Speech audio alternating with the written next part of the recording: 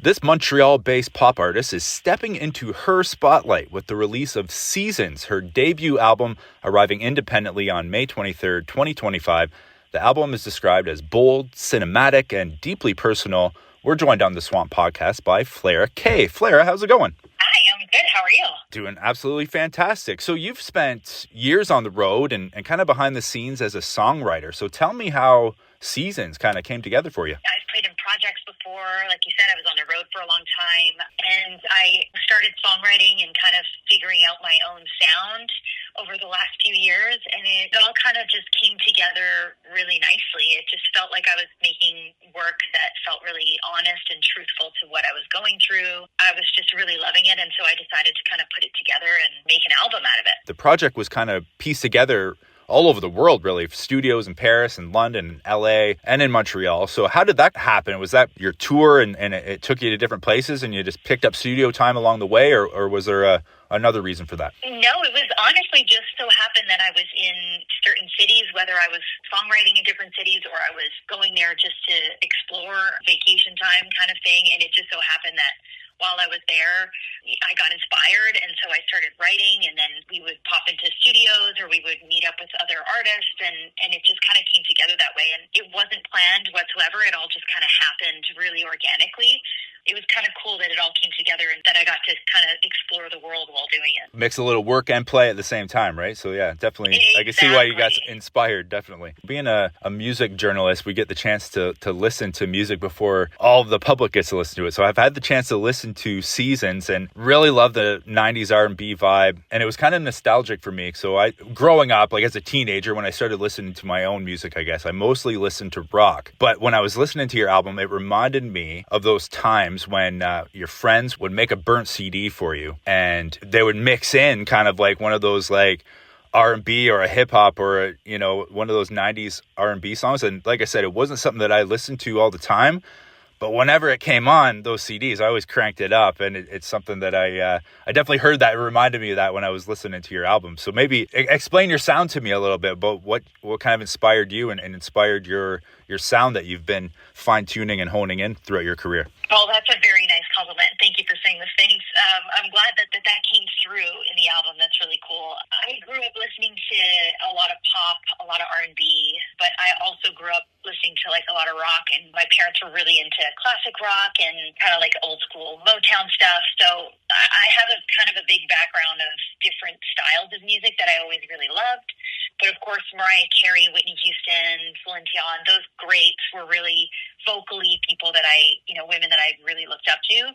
And so I think that somewhere along the way, their influence was definitely really impactful on the way that I create music and that I sing and that I write, but also with influences, from other artists and other bands that just, I don't even know how to explain it. It feels like it's almost part of my DNA. And 90s R&B is something that I kind of grew up listening to a lot of because of my older sister was really into it. And it just kind of trickled into the music that I started writing for this project. It just felt so natural, and I felt like I spent a lot of years writing a lot of kind of pop rock and indie rock, and just kind of letting the R&B just flow a little more naturally and the pop side come out. It felt really, I don't know, it felt like I was coming home in some way. Mm-hmm. So I'm happy that really translates, because I didn't purposely write with the intention of it sounding 90s. I think that's just the way my writing style just so happened to come out in that, in those sessions. So I don't know if that makes sense, but yeah. No, yeah, absolutely. I didn't purposely make that. And sound choice. Yeah, and you mentioned, Whitney Houston, Mariah Carey, Aretha Franklin. From what I understand, you used to, growing up, you used to sing along to those songs. So I'm sure that kind of trickled through into the art that you're creating now, right? Definitely, yeah. Like my sisters, I have two sisters, and we all grew up singing together. And so that was just part of life at home. Like we would just get home from school and we'd be singing some, belting some Aretha Franklin or some Mariah Carey. And that was just how it was. So it definitely trickled into the way I make music now, for sure. And I've seen a quote from you as well, calling this album an introduction. You described it as funny and sexy, but scary and vulnerable at the same time. So maybe explain those contrasts to me with Seasons. I think for me, I didn't want to take everything too seriously. I spent a lot of years leading up to this being very, I think, overcritical of my work and overcritical of my writing style and just being so meticulous and perfectionist. And it felt overwhelming. And I don't think as an artist, it's a healthy place to be making art in that kind of state of just perfectionism and feeling like it's just never good enough. And so when I started making this album, and like I said, it was just so natural. I didn't want to shy away from anything that felt like it was coming out in a session. So there were some sessions where, I was writing by myself and I was super introspective and it just kind of came out of me, and it was super vulnerable, very vulnerable moments. And, and then there were other sessions where I was writing with some friends and we were being really silly, and I was like, let's be silly. Like, let's write some silly songs about silly things that we all go through, like bad dates or like being in love or falling in love too fast or things like that, and kind of just not taking everything so seriously, I think was my main goal with this, and just being easy on myself, and letting it be what it wanted to be. Right. Well, it sounds like, captured life, and that's what music can be, right? There's ebbs and flows, there's ups and downs, there's laughs, there's cries, right? There's, getting back to what you said earlier about where this was recorded, on vacation away, I find Dane and I we'll get inspired. We'll get our greatest idea when we put our work down and we're just in front of a campfire, having a drink or something, and then all of a sudden it's like bang! You when you get that relaxation mode, magically different inspiration comes, right? So I'm sure that's happened. Happened when you were kind of kicking it back. I'm not going to work. I'm going to relax for a bit, but yeah, absolutely, yeah.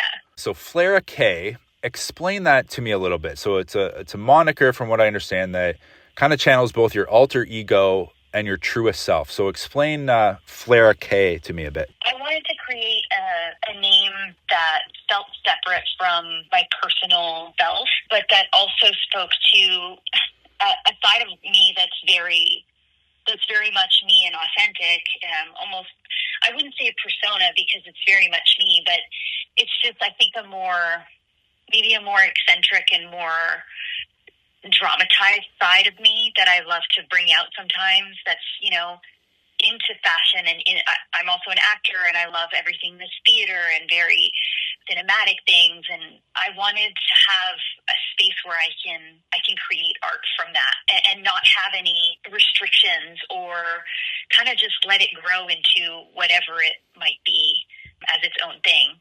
So I think I wanted to have Flara K be this alternate side of me that gets to be whatever it wants to be whenever it wants, Yeah, do you feel like that can help you tap into, whether it's lyrics or music, do you feel like it can help you tap into something that, might otherwise be there? Oh, absolutely. I do feel like when I step into this kind of persona in this world that I'm trying to create, there's definitely a different sort of inspiration that comes, and a different sort of, I think, attitude and view, and not attitude in a bad way, but attitude in it's almost like putting on a costume and it makes you feel like a different person, right? Like, yeah. It kind of changes the way you walk, or it changes the way you react to things, or it allows you to be something more without it having to be constant, or every day 24/7. Yeah, absolutely. A little boost of confidence, I guess, to move forward. Yeah, absolutely. Absolutely. That. Yeah, and it definitely trickles into the way I would write a song. I mean, again, it's still very much authentically me, no matter no matter how I'm writing, but there's definitely I could say this as Flara K because I feel confident as her, or as this, when I'm stepping into that role. Seasons will be your first EP, your first full album, but you've been busy the past few years with, you've released multiple singles, and you released an EP, and you've kind of had appearances on some other projects as well. So maybe tell me about some of your prior work. Yeah, I've released 2 EPs as Flara K, one in 2020, which I actually toured during the pandemic in an RV. Oh, wow. So I did it was kind of a crazy adventure. I toured across Canada in an RV and did Instagram lives with all artists in the cities that I stopped in. So I would do acoustic performances, and they would come on for interviews and kind of just talk about their art and their projects, and it allowed me to connect with some really incredible artists in kind of a really scary, unpredictable time. So that was really fun. And then I think a year after that, I released another EP, which was very much a bit of a growth era, and I collaborated with another artist, Colin Steins, and we created this kind of eerie, I don't know, it was a little bit of a experimental sound, which was really, really fun. And in between then, I've gotten to collaborate with some incredible artists and release some really fun music. And I've got some more collaborations coming out this year, and it's been really fun. I think collaborating is really one of my favorite things to do because I get to meet so many incredible people. So absolutely, that sounds cool. I recently did an interview with an artist that lived in his name's Luke Marzek. He lives in England, and he told a similar story when the pandemic hit. He didn't hop in an RV, but he hopped in a boat, like one of those long boats. I forget how to describe it. But wow. Yeah, so like same kind of concept though. It's like the world was kind of, everyone's getting confined to their, to their homes, and so you're the second artist that I've heard that just said, screw this, I'm going on the road and making my own world here. So that's super cool. It makes me want to hop in and go on a road trip. It was very fun. I mean, it was a little bit lonely because even when we were out in the cities, I mean, you were allowed to be outside, but of course it was like, everyone was masked up and stuff, but it was a really interesting way to go about things in that moment in time. And it definitely, I highly recommend. I obviously preferred if you can hang out with the people in person, right, and meet other artists in person for sure, but it was very cool. Yeah, I'm very happy I went through with it. Right on. So now a couple of years later, May 23rd, your debut album Seasons is going to be dropping. So can some of your fans, Flara, can they expect to hear some or see you on the road again with this new album in hand? Yeah, I'm hoping so. I'm still working on some tour dates for the summer, likely end of summer. I'll be updating everyone online on social as soon as I have confirmed dates. But I'm really excited. I'm doing a little release album launch party here in Montreal on June 6th. So that's going to be really fun too. And yeah, lots to come. Lots to come for sure. Excellent. So stay tuned to FlaraK.com for all the latest news and information. Flara, thank you very much for taking the time with us today. Thank you so much for having me. This was great.